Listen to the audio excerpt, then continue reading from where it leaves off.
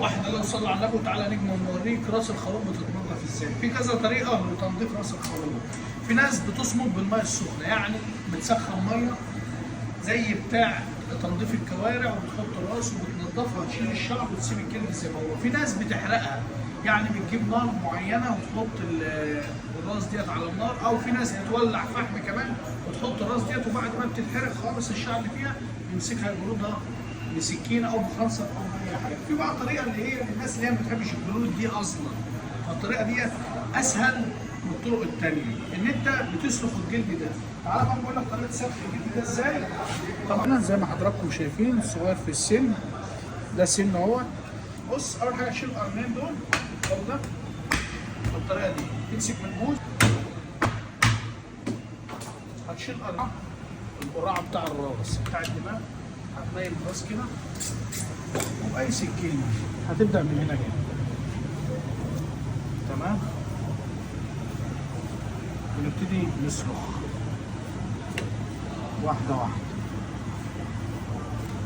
الطريقة دي يا جدعان لأن في ناس كتير معظمهم ما بيحبوش لا جلود الكوارع ولا جلود الروس ولا الكلام ده. بتاخد من عند الدقن من تحت اهو، تخش سلخ وتيجي عند تحت العيد كده، تجيب الحته دي كده بالشكل ده، تخش عند القراعه اهو، تخش الحته دي بص، تختص بالكازله كده، بتبقى فيها زي فحره صغيره.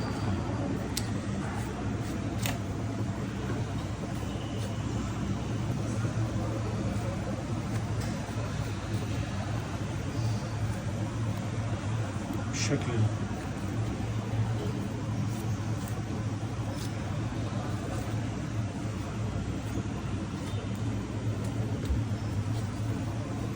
كده اتسلخت تماما. طبعا